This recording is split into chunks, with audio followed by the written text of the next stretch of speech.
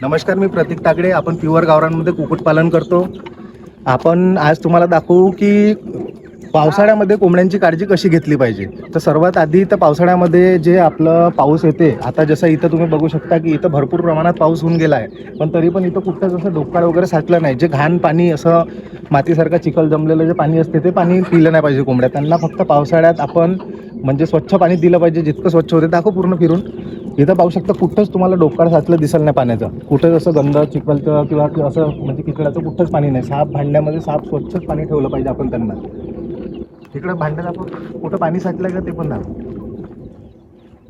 कुठंच पाणी वगैरे काहीच साचून नाही. आता इथं खूप म्हणजे पाऊस होऊन गेला आहे, तरी पण इथं कुठंच पाणी साचलेलं नाही. आणि साचलं पण तरी पण ते पाणी आपण कसंही करून त्याला काढून टाकलं पाहिजे आणि स्वच्छच पाणी दिलं पाहिजे. इकडं पाणी दाखव. भांडा इकडे दाखव, पाणीचं भांडं दाखव. असं स्वच्छ धुवून चांगलं साफसुथरं याच्यातच पाणी दिलं पाहिजे त्यांना. घाण भांड्यात आणि याच्यात त्याच्यात दिला नाही पाहिजे, कारण पावसाळ्यामध्ये सर्वात जास्त बिमाऱ्या येते.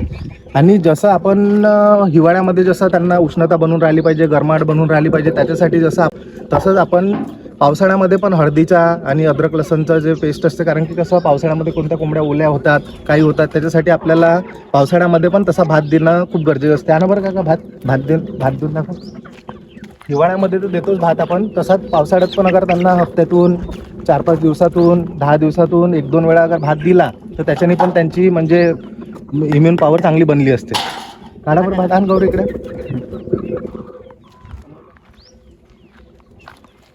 आणि इकडे माता जसं आपण ते अद्रक लसण वगैरे टाकून हळद काळे मिरे ओवा वगैरे टाकून जसं आपण हिवाळ्यामध्ये भात देतो, तसाच आपण अगर पावसाळ्यामध्ये दिला तर पावसाळ्यामध्ये पण त्यांचे इम्युन पॉवर वगैरे एकदम चांगलं मजबूत बनून राहते. टाका भात टाका सर्वांनी. जसं आता बघू शकता आपण. आणि इकडे करू. आता बघू शकता किती चांगल्या प्रकारे भात खाऊन राहिले. असं काही जरुरी नाही की आपण हा भात हिवाळ्यातच टाकला पाहिजे. त्यांना हिवाळ्यातच टाकून त्यांचं इम्युन पॉवर चांगलं राहिलं पाहिजे, हिवाळ्यातच त्यांना हे होते. कोणत्या कोंबड्या आता थोड्याशा ओल्या होतात, काही पावसाचे झडप मारतात, तर कसं म्हणजे शेडमध्ये नमी बनून राहते, म्हणजे शेडमध्ये असा ओलावा पकडून राहते.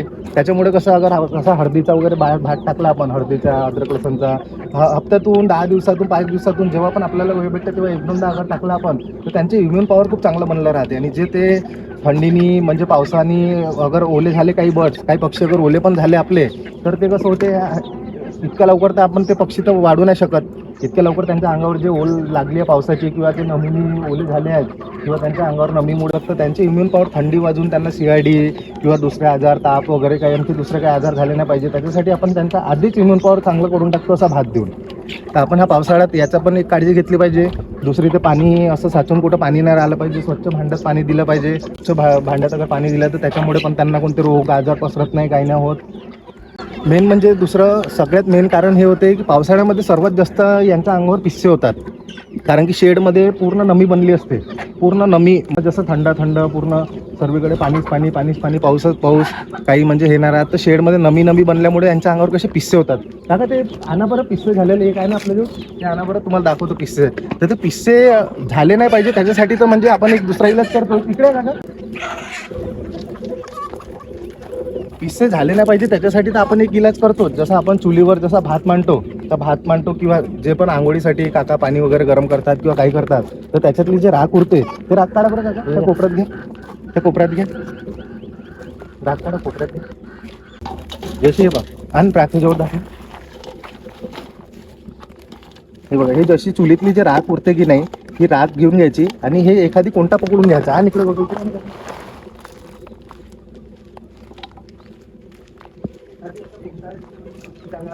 काही ओलावा वगैरे राहत नाही, ओल वगैरे राहत नाही, असं टाकून द्यायचं. आता इथं काय होईल, ह्या राखामध्ये कोंबड्यांना तर त्यांची समज असतेच की हे राख वगैरे टाकली नाही, याच्यामध्ये अगर कोंबड्यांनी घोरल्या ते त्यांच्या घोराची जागा आहे. त्या घोराच्या जागेमध्येच अगर आपण राख टाकली तर त्या राखेमुळे त्यांच्या अंगावर तर असे पिस्से होणार नाही. पण झाले पण अगर ते राख वगैरे टाकून आपण काळजी घेऊन पण अगर पिस्से झाले तर असा विट्राज नावाचा एक म्हणजे स्प्रे येते, तो स्प्रे करावा लागते आपल्याला पूर्ण शेडमध्ये, कोंबड्यांच्या अंगावर सर्वीकडे. असा हा विरबॅक कंपनीचा विट्राज नावाचा स्प्रे येते. विरबॅक कंपनीचा हा विट्राज खूप बेस्ट रिझल्ट आहे. मी म्हणजे दरवर्षी पावसाळ्यामध्ये म्हणा किंवा जेव्हा पण मला पिस्से वगैरे दिसले, कोंबड्या अशा खाजवताना दिसल्या, काही दिसल्या, त्यांचे पंखा जाताना दिसले, तर मी हा स्प्रे वापरतो. याचा रिझल्ट मला खूप चांगला भेटला आहे. तर हा स्प्रे अगर त्यांच्या अंगावर करून घेतला, आपला जो झाडावर वगैरे आपण फवारा करतो त्या पंपामध्ये अगर आपण याची दवाई बनवून अगर सर्व कोंबड्यांच्या अंगावर स्प्रे केला तर याच्याने पूर्ण पिस्से, म्हणजे जे पण कोंबड्यांच्या अंगावर होते पिस्से होते, आणखी काही जे पण आपण साध्या भाषेत म्हणू उवा वगैरे होतात त्यांच्या अंगावर जे पण होते ते सर्व याच्यासाठी हे एकदम बेस्ट आहे. आणि सर्वात पहिले तर आपण दुसरी काळजी इकडांवर, हे तर झालं आपलं राखेचं झालं. राखेचा आपण आपला देशी इलाज केला. हा देशी इलाज काम नाही केला आणि तरी पण आपल्याला पिस्से दिसून राहिले तर मग आपण औषधीचा वापर करतो. औषधीचा वापर पण ठीक आहे, औषधीचा वापर पण झाला, पण अगर शेड आणि इकडे बरं शेड अगर आपलं स्वच्छ नाही राहिलं, शेड अगर ओलवला नंतर शेड असं पूर्ण स्वच्छ पाहिजे, एकदम ड्राय पाहिजे, ड्राय असं सुखं पाहिजे. अगर इथं चिकचिक राहिलं, पूर्ण चिखल राहिला किंवा कुठून तुमचं शेड गळत आहे किंवा कुठून पाणी येतं आतमध्ये, आता पाऊस सुरू आहे, बाहेर पाऊस सुरू आहे पण आपल्या इथे अंदर एक थेंब पण तुम्हाला शेडच्या अंदर काहीच कुठं ओलावा दिसत नाही. पाण्याचं भांडं पण आहे, पण पाण्याच्या भांड्यातलं पण पाणी थोडंसं पण बाहेर नाही सांडलं आहे, कुठंच ओलावा नाही पाहिजे.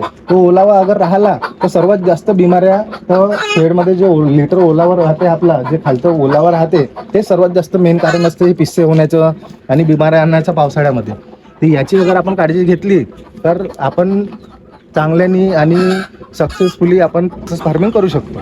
इकडे गौर आता पिल्ल इकडचे शेड पण पाहून घ्या. अंधार दिसतंय का? अंधार आहे, दिसते. स्वच्छ आहे, कुठंच तुम्हाला किचड किंवा कुठं चिकचिक किंवा कुठून पाणी नाही गळत आहे किंवा अंदर काहीच चिखल नाही झाला, पूर्ण असं ड्राय आहे.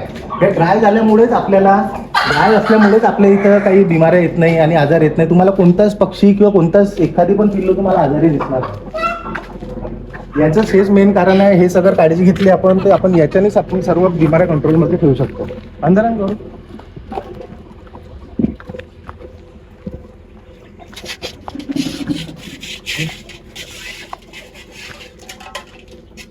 पावसाळ्यामध्ये पण कोंबड्या आपण अंड्यावर बसवतो, असं जरुरी नाही हिवाळ्यातच बसवल्या पाहिजे.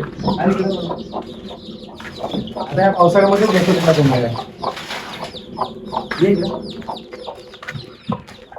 टॉर्च नाही का? अंदर दिसून राहिलं टॉर्च आहे का चार्जिंग? इथं पण बघू शकताय बघ. आता आपण ह्या म्हणजे सर्व लोक म्हणतात की हिवाळ्यातच कोंबड्या बसवल्या पाहिजे, हिवाळ्यातच पिल्ले चांगले निघतात, हिवाळ्यातच कोंबड्या चांगले अंड्यातून पिल्ले काढतात. पण आता तुम्ही हे बघू शकता पावसाळ्याच्या दिवसात पण आपण किती चांगल्या प्रकारे कोंबड्या बसवल्या आहेत. आणि ह्या पूर्ण कोंबड्या पिल्ले काढालच, पूर्ण कोंबड्या काढाल, कारण की आपल्या इथं कोंबड्या पूर्ण म्हणजे 1 वेळा 2 वेळा 3 वेळा पिल्ले काढलेल्याच कोंबड्या आपण बसवल्या आहे. अशी नवीन कोंबडी धरून कोणती पण आपण बसवत नाही अंड्यावर. जिला एक्सपिरियन्स आहे जे पिल्ले काढून आहे तेच बसवतो आपण अंड्यावर नेहमी कोंबड्या. आणि ह्याच कोंबड्या बसवून यांचेच पिल्ले यांना मोठे करून आणि त्यांचे पिल्ले मोठे झाल्यानंतर आपण त्यांना वॅक्सिनेशन वगैरे करून हेच आपण आपल्या फार्मर्सला विकतो. चला, मला भरपूरशा लोकांचे फोन येतात असे एन्क्वायरीसाठी. ते विचारतात की खाद्याचा खर्च कमी करायचा आहे, फीड कॉस्ट कमी करायचं, फीड कॉस्टमुळे परवडत नाही म्हणून. फीड कॉस्टवर खूप खर्च होऊन राहिला, फीडमुळे परवडत नाही. तर त्यांना मला एक सांगायचं आहे की प्रत्येक तहसीलमध्ये म्हणा किंवा प्रत्येक गावामध्ये म्हणा राशनचे दुकान राहते. राशन जे कंट्रोल असते ते कंट्रोलचं दुकान असते. त्या कंट्रोलच्या दुकानमध्ये असं मातीरा भेटते, असं ते काढलेलं खाली भेटते. 10 रुपये किलो 12 रुपये किलोच्या भावाने असं मातीरा भेटते. हा अगर मातीरा आपण टाकला, याला थोडंसं म्हणजे खूप घाण असलेला नाही आणायचा, असा इतका स्वच्छ असलेला आणायचा. जिथे खूप म्हणजे कोणत्या कंट्रोलमध्ये कोणत्या रेशनच्या दुकानामध्ये खूप घाण देतात, तो घाण नाही आणायचा. थोडासा ज्या राशनच्या दुकानामध्ये थोडंसं स्वच्छ देतात ना त्यांच्याच कडून घ्यायचा आपण. आणि हा याच्याने पण आपण एक टाइम अगर हा टाकला मातीरा आणि एक टाइम फीड आणि एक टाइम ग्रीन फोडरवर ठेवलं तरी पण आपलं काम भागते. आणि फ्री रेंजमध्ये असल्यानंतर ग्रीन फोडर तर वरून टाकायची गरज नाही. फ्री रेंजमध्ये असल्यावर तर ते स्वतःच ग्रीन फोडर त्यांना पूर्ण भेटून जाते. आणि इकडे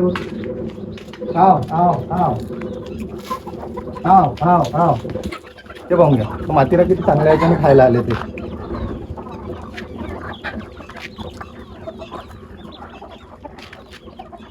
तर अशा छोट्या अगर आपण गोष्टींकडे लक्ष दिलं की इकडे बघू खाली अशा छोट्या गोष्टींकडे अगर लक्ष दिलं आपण तर आपण सर्व प्रकारे सक्सेसफुली फार्मिंग करू शकतो.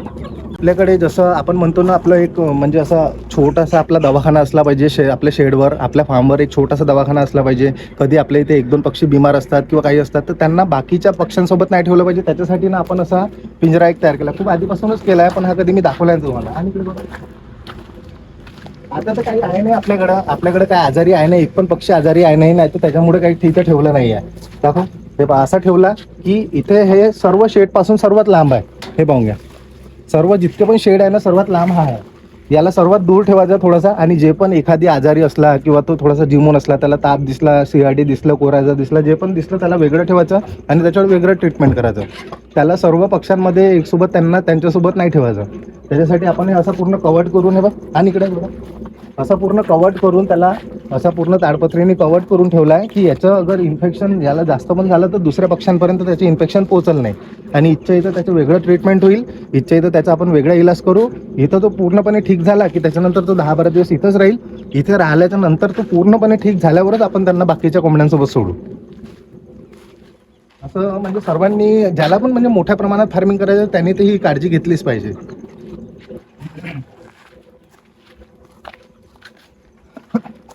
आता आपल्या इथे एक पण पक्षी बिमार नाही, एखादी पिल्लू काही बिमार नाही, तर तिथं ठेवलं असतं आणि तुम्हाला ते पण दाखवलं असतं कशा प्रकारे आपण ठेवतो म्हणून.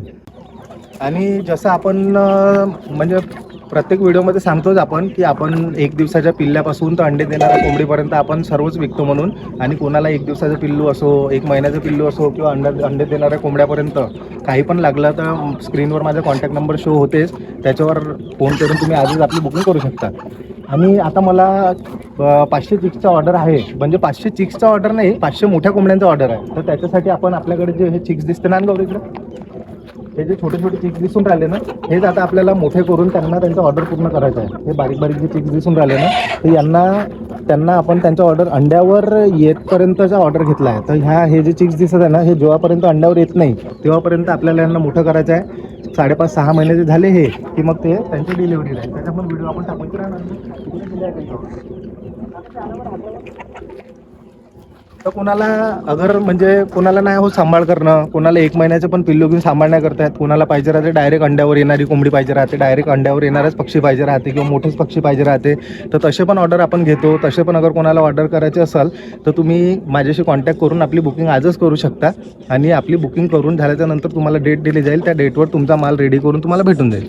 आणि आपल्याकडे दाखव, इकडे दाखव, हे असा पूर्ण त्यांचे 500 चिक्स आहे. 500 चिक्स त्यांचे पूर्ण आपल्या इथे लागले आहे. तर त्याच्यातून त्यांचे जेव्हा पूर्ण 500 चिक्स तयार होऊन जाईल, झूम करून दाखवून ना, जेव्हा 500 चिक्स त्यांचे तयार होऊन जाईल, मोठे होईल आणि त्यांची जेव्हा डिलिव्हरी राहील, डिलिव्हरीच्या वेळेस आपण यांचा व्हिडिओ एक आणखी बनवून दाखवू. आता हे मला वाटते जवळजवळ 3.5-4 महिन्याचे झाले आहे. हे जेव्हा पूर्ण कंप्लीट 5.5-6 महिन्याचे होऊन जाईल आणि 8-10 दिवसात 15 दिवसात अंड्यावर येणार राहील, तेव्हा आपण त्यांची डिलिव्हरी देऊन देऊ. आणि डिलिव्हरीच्या वेळेस पण एक व्हिडिओ बनवून आपण पोस्ट करून घेऊ.